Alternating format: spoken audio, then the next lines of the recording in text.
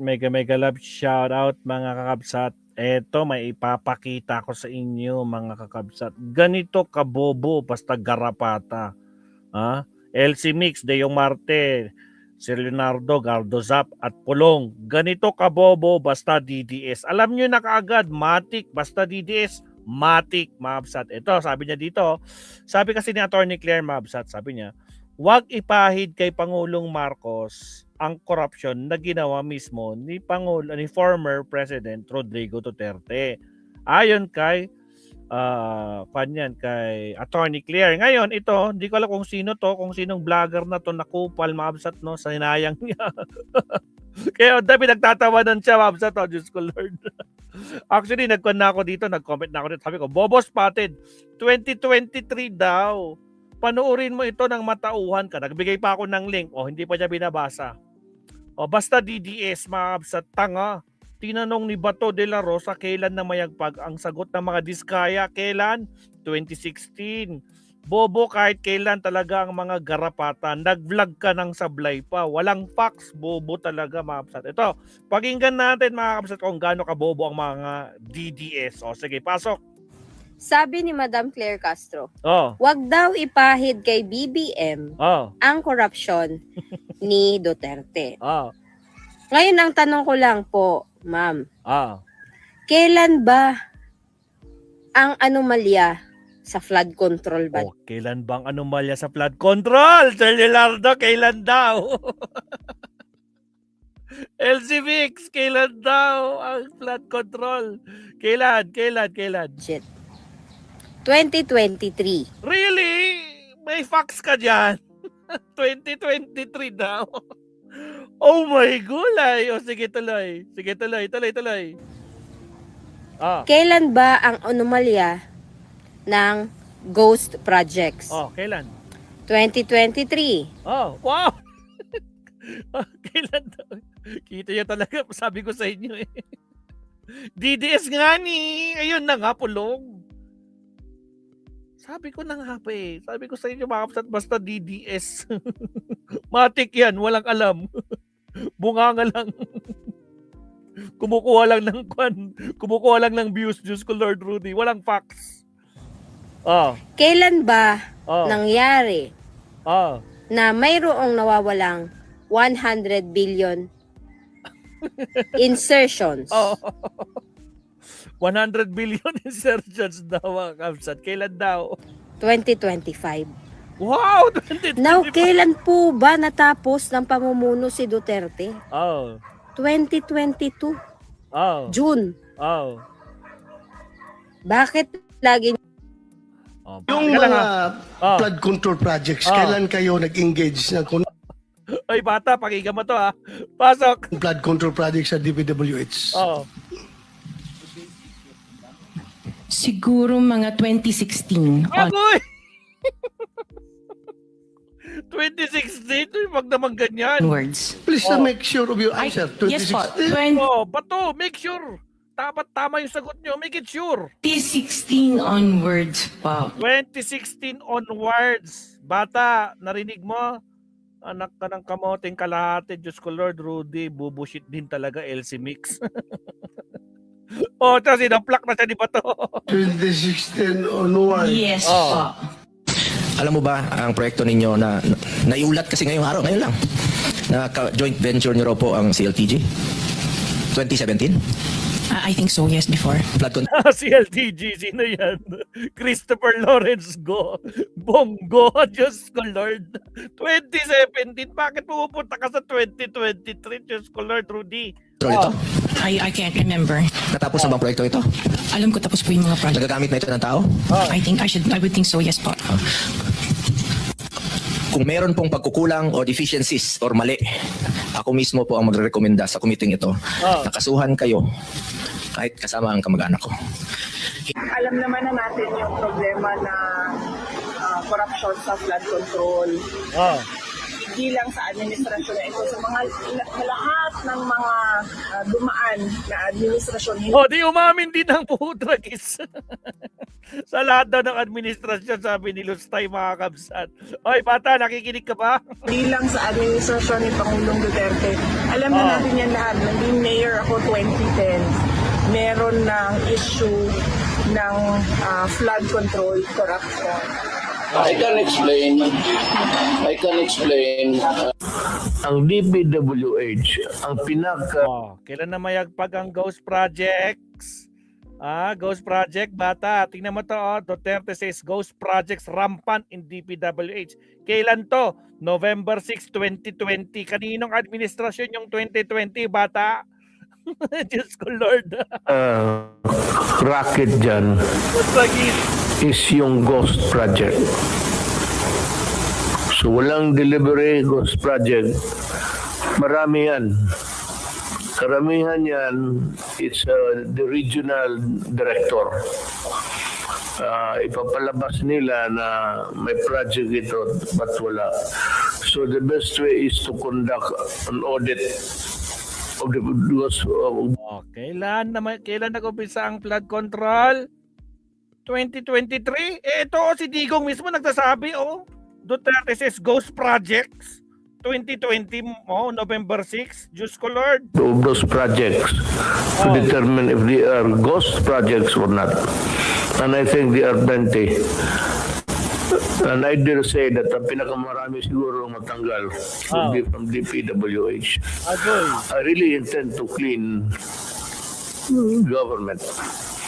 Yun I intend to clean, pero nangyari. Diyos ko Lord. Sabi ni Madam Claire Castro, pass forward. ano ba ang anomalya ng Ghost Projects? 2023. Kailan ba nangyari na mayroong nawawalang 100 billion insertions? Ano? 2025. Oh, wow. Now, kailan po ba natapos ng pamumuno si Duterte? Kailan? 2022. Ngayon. June. Bakit lagi niyong isinisisi kay Duterte yung mga halata namang anomalya o mga nakawan o mga korupsyon na nangyari during BBM? Nadulas pa! Tingnan nyo. PRRD na sabihin sana na biglang, oh shit! Wrong move! Diyos ko Lord, isa pa ngayon? Wala, nadulas siya. During BBM. Nawawmali! Sir Leonardo. Nasabihin niya PRRD, mga kamsat. Biglang, napaisip, shit, oh my God. Nagkamali ata ako na sinabi, BBM. What tragis. Ay, grabe. Ganito kabobo talaga mga vloggers nyo, mga garapata. Isa pa nga, take 2. Pasok. O mga nakawan o mga korupsyon na nangyari during BBM.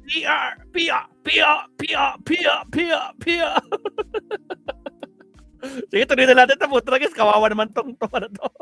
Putragis, ay, galingan nyo naman. Anak kayo ng kamote, pinagtatawanan na kayo dito. Actually, pag magbasa tayo ng comment, matatahoy babae. Makinig ka, alam mo ang korupsyon nung araw, panahon pa ng mga Ramos. Baka hindi mo alam ngayon, lang yan na bulgar ng Pangulo si Marcos, naintindihan mo? Tapos nagre-reply pa siya, mga kabsat. Tanga, nadatnan na ni BBM ang sinasabi mo, siya lang ang nagsiwalat ng para mahuli yung mga kurakot, kasali na doon si Inday, Lustay. Sumasagot siya, mga kakapsat. Pero yung comment ko, guys, hindi niya masagot to. Bobo Spotted, sabi ko dito. Bobo Spotted, panuorin mo ito nang matauhan ka. Diyos ko, Lord Rudy. Sige, tuloy. Panunungkulan bilang presidente. Bakit niyo po ipinipilit na isali si Duterte? Tapos na po yung term niya, 2022 pa lang. Bakit po ganoon? Bakit? Hindi po ba natin pwedeng, sige sabihin natin malinis po si BBM. Hindi ba natin pwedeng sabihin na yung mga nandyan sa gobyerno ngayon ang may dahilan ng korupsyon natin? Bakit laging Duterte na lang ang bukang bibig po ninyo? Bakit nga ba Duterte Ang lagi lang? yung nakikitang sisisihin para sa mga nangyayaring korupsyon. Okay. Wala na po kayong makitang iba.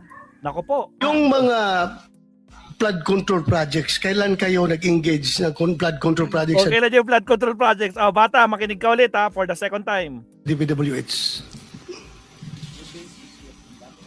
Siguro mga 2016 onwards. Please make sure of your answer. Yes po, 2016 onwards po. 2016 onwards. Yes po.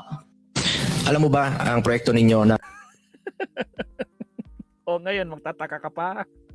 Nadulas nga, Utragis. Kaya ka si Leonardo, Utragis, sabi ko sa inyo, basta garapata. Kumukuha lang sila ng views, no? Pero sila lang naglulukuhan. Mali na talaga, fake news talaga, Madam Allen Valencia. Yun na nga. Utak saya din pala yan. Hindi lang utak saya, talagang panatik ko, ano tayo magagawa, di ba? Alam niyo naman, basta DDS, alam niyo, matik na yan, automatic yan. Kung hindi fake news yan, mahabsat, walang alam. Mana-mana lang yan, Diyos ko Lord Rudy. O ito, meron pang isa. Meron pang isang DDS, mahabsat tayo. Ito pa. Tignan niyo kung gano'ng kabobo. Sabi ni Madam, Ganito talaga kabobo, mga karapata, mga kabsat. Ito, isa pa. Ito na, binabanatan niya si Mike Cervera. O ito. May isang loyalistang vlogger Oh. na gustong sagutin Tingnan niyo yung facial expression nitong Carl Flow. Oh, sige, tingnan natin. Sige, sige, binabanatan niya si Mike Cervera. Sige, tuloy. ng mga Duterte supporters yung mga sinasabi niya. Ako na ang sasagot. Wow, ang Pero galing. bago ang lahat, panoorin muna natin to. Sige. Marami ang O siya daw ang sasagot para sa mga DDS. O sige, go. nagtatanong. Opo, napakaraming nagtatanong. Bakit ba si Sara Duterte takot na takot kay Ramil Madriaga? Bakit ba takot na takot si Sara Duterte kay Madriaga? Bakit nga ba? O sige, tuloy. Di ba? Hindi nyo ba naisip yon? Oo, kayo mga DDS ang tinutukoy ko. Kasi kayo, ayaw nyo ng katotohanan. Hindi. O takot kayo Hindi na sumasagot na siya. Sige, okay lang. Gusto na namin malaman ang totoo. Gusto daw nila ng katotohanan. Takot na takot. Gusto ng katotohanan. Diyos ko Lord, ayaw ka umarap. Asan yung blood bath? Baby bath. Diyos ko Lord, Rudy. Kasi Tanga ka lang, mapapahiya boss, tanga. kayo. O tanga daw si Boss Mike.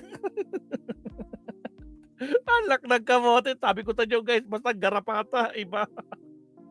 PR daw maestro, nadulas nga ba? Yun lang. FB, nagkakalat ng kabobohan nyo, DDS. Kayong mga DDS. Kaya nga polonggis. My goodness. Masabi, ay nako, grabe. O sige, pero maganda guys. At least kahit paano, meron tayong pinagtatawanan. O sige, tuloy. Mapapahiya kayo sa mga ibubulgar ni Kuyang Ramil. Oo. Pag kinalat, pag binulgar na ni Ramil Madriaga, nako po. Tapos yung reaction niya, in denial sila, pero kabado na yan. Diyos ko Lord. Ramil Madriaga. Di ba? Yan ang totoo dyan. Kaya hanggang ngayon, nagbobulag-bulagan pa rin kayo sa katotohanan na si Sara Duterte ay mapapahamak kapag si Ramil Madriaga ay nagharap sila. Okay guys, tingnan natin kung paano niya sasagutin si Boss Mike dito. Tingnan natin kung may laman ang utak nito. Sige, pasok. Hanggang ngayon, takot na Mamaya. takot pa rin sa kanya. Ano ba meron? Sipin nyo maigi. Ididibag Bakit daw nga niya. ba takot? Ididibang daw niya si Boss Mike. Sige ka, go. Gusto ko yan. Tingnan ko kung paano ka magdibang. Tingnan natin kung paano magdibang ang isang garapata. Sige, tuloy. Bakit nga ba hindi hinaharap? Bakit nga ba imbis na harapin sa Kongreso, sa hearing sa Kongreso, ay idinimanda niya? Sipin nyo maigi yan. Nakakulong na nga yung tao, dinidimanda pa. Hala ka. Sara, malapit na yan ha. Una sa lahat, bossing, Oh. ako na ang sasagot bilang isang Duterte supporter. Yun, matapang. Siya na daw ang sasagot. Bakit takot na takot si Inday kay Madriaga? Sige, anong sagot mo? Una sa lahat, yung katangahan mo, wag mong araw-arawin. Ha? Ano ang ikakatakot ni Vice President Sara Duterte kay Ramil Madriaga? Wow, ano daw ang ikakatakot ni Inday kay Ramil? Si Ramil Madriaga ay isang polluted witness. Wow, polluted witness. Isang witness na walang kredibilidad. Oh! Ha? So, walang kredibilidad si Madriaga. So, sinang may kredibilidad na witness nyo? Si Zaldico? O kaya sabihin nyo na si Kwan. Sino ba? Si Gutesa na nawawala? Sino? Mga kumag talaga ito magharapan. O sige, tuloy. Tuloyin mo, witness yan. Ha? Nakakulong yan sa kasong kidnap for ransom. Anong kredibilidad niya? Nakakulong daw si Ramil Madriaga kaya walang kredibilidad. Siya sabi nitong kumag na to, mga kakabsat. Pero takot na takot si Lustay. Pinipigilan ng mga abogado niya, mga kakabsat. Question nila, paano ba naman mga kakabsat? 10 days from now, nako po, lalabas na ang katotohanan. Diyos ko Lord, akala ko ba matapang? Akala ko ba bloodbath? Ay, Diyos ko Lord, Rudy. Nako pa. Ano pa? Pangalawa, sinabi mo, takot si VP Sara na harapin si Ramil Madriaga sa House of Crocodiles. House of Crocodiles daw. Ayaw ng kampo ni Vice President Sara Duterte na humarap doon sa House of Crocodiles kasi alam naman nila sa sarili nila na kahit anong gawin pa ni Vice President Sara Duterte ay i-impeach at i-impeach yan siya ng mga House of Crocodiles kasi lahat dyan, halos lahat dyan sa House of Crocodiles ay inakusahan ng mga magnanakaw sa kaban ng bayan. Yan ay mga takot na maging presidente si Vice President Sara Duterte. Ano daw? Tinan niyo yung pagmumukha niya, guys. Takot daw kay Sara. Yung mga binabangkit niyang crocodiles daw. Diyos ko Lord. Duterte sa 2028. 'Di ba? Kaya nga ang sabi ng kampo ni Vice President Sara Duterte, makinig ka kung matalino ka, kung hindi ka bobo. Kung sufficient in grounds na yung impeachment laban kay Vice President Sara Duterte at may sapat na nabilang, iakyat na sa Senado. Pag sufficient in ground na daw, may sapat ng bilang daw. Baka itutukoy niya yung 1/3 na boto. Tapos? Kasi yun yung proper forum. 'Di ba? Yun yung sinasabi ni Vice President Sara Duterte na bloodbath.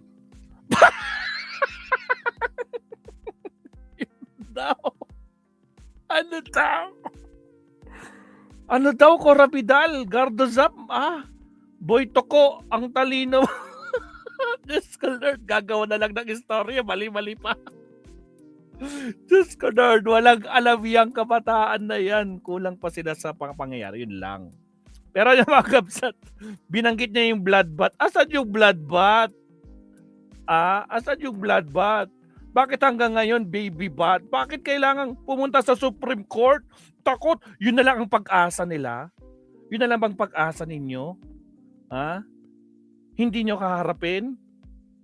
Tandaan nyo, anong ginawa ninyo last year? Anong ginawa ng kampo nyo?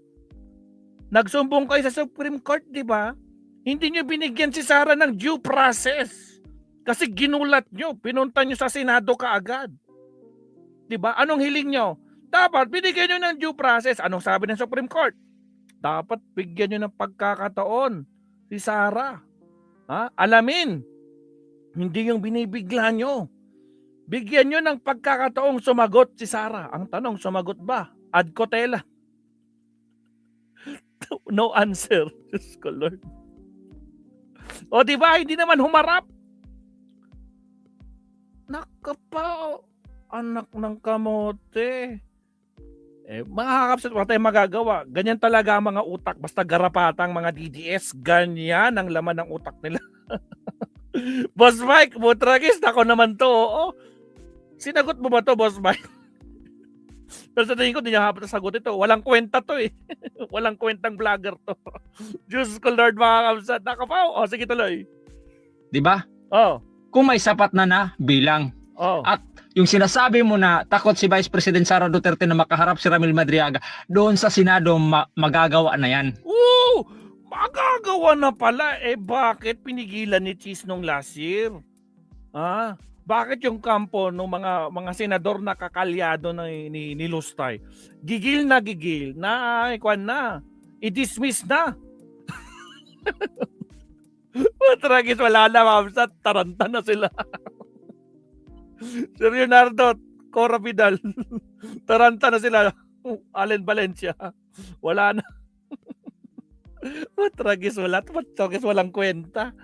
Ay, galingan nyo naman, putragis. Sayang naman yung kinakwan sa inyo. Sinayang nyo mga kabsat, ganyan lang pala kaya nyo, anak kayo ng kamote. Isa pa tong bobo, yan nga, kaya ka Corabidal. Hindi lang bobo. Wala talaga silang alam mga kabsat. Ngaw-ngaw lang alam nila, putragis.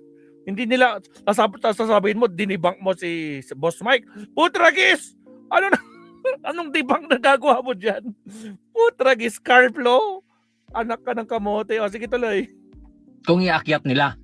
Maiintindihan mo yan kung hindi ka bobo. Di ba? Maintindihan mo yan kung hindi ka bobo. Pero kung bobo ka, di mo maintindihan yan. At binanggit mo yung kaso na perjury. Gumawa si Ramil Madriaga ng testimony laban kay Vice President Sara Duterte. At sa tingin ni Vice President Sara Duterte ay ito ay gawa-gawa. Ay, sa tingin pala ni Sara Duterte. Sa tingin lang pala ni Sara Duterte. Kita nyo, ano ka bobo yung mga vloggers nila. Sa tingin lang daw ni Sara, kaya daw siya ibig sabihin, di pa sigurado. Diyos ko Lord. Anak ng kamote to. Anong klaseng dibang to? Coming from Bobo himself. Wala na mga kapsat. Ay putragis. Sa Leonardo, putragis, tapusin na natin tong walang kwentang mga vloggers nila. Lang. Karapatan niya yun magsampa ng kasong perjury doon sa proper forum, doon sa korte. Tama yun. Di ba? Hindi. Maintindihan mo yun. Kung hindi ka bobo. Kaso bobo ka, kaya di mo maintindihan yun. Talaga to. Yan. Ang talino naman tong kupal na to. Kumag na to. Oh my goodness. Ewan ko, Sir Leonardo, bakit ganitong klaseng mga vlogger nila na kamote? Gusto lang ng mga yan magka-viewers, trying hard, ano raw. Kaya raw harapin ni Lustay, hearing sa Madriaga. Ayaw ngang umatin sa camera, Diyos ko Lord, takot. Di ba, Sir Leonardo? Abangan natin yan sa April 14 ba? April 15? 10 araw na lang, mabsat. Ang kinakatakot nila, pag lumabas yung SALN, lumabas si Madriaga, at kinonfirm kung totoo ba yung mga affidavit ni Madriaga, lako po, iiyak ang mga iyaking garapata. Tulad nito. Alak na kayo tatabalayan. Magsama-sama silang lahat, Diyos ko Lord Rudy. Siya mga kapsat, putragis. Pinaglaruan lang natin itong mga garapata. Ano ba yan? Kaya nga Pulonggis. Uy Pulonggis, tulungan mo naman to mga kaalyado mo. Putragis. Bigyan mo ng leksyon, mga walang kwenta. Lahat ng argumento nila, Putragis, walang pumapasok. Diyos ko Lord. Feeling matalino mga didilis na yan. Feeling lang nila si Leonardo. Siya. Basta akin, maraming salamat po. Ang inyong lingkod, anong oras na? It's already 11:46 po ng gabi. At medyo kahit pagod na pagod tayo, kailangan natin bumawi mga absat, no? Especially wala tayong live stream kahapon. Again, maraming salamat si Leonardo Ansag, Pulonggis, Gardo Zap, Maya 2, Allen Valencia, Cora Vidal, Gardo Zap, sino pa na nandyan? Si Macwan, syempre nandyan din, nakita ko kanina. Si LC Mix, Deo Marte. Sino pa ba? At syempre sa lahat ng mga kasama natin. At paki-subscribe din si John Rex Vlog, Babsat, kasama natin yan. Madalas po yan na nasa Esplanade. Esplanade ba yun? Esplanade. Yun. Tsaka sa ano yan? Sa pinagawa ni Duterte, ano yun daw yun? Pinagayabang nila na putragis. Ano na nangyari ngayon? Ano nangyari sa Cebu? Diba? Diyos ko Lord. Alright. So okay na tayo. Again, shoutout po sa mga kasama natin. Good. Sa Black Saturday, mamaya is Easter Sunday na in just few minutes. So again, maraming salamat. Hanggang sa muli, kita-kits tayo sa ating next live stream, Babsat. Maestro Paul is signing off. Paalam, Babsat. Bye-bye.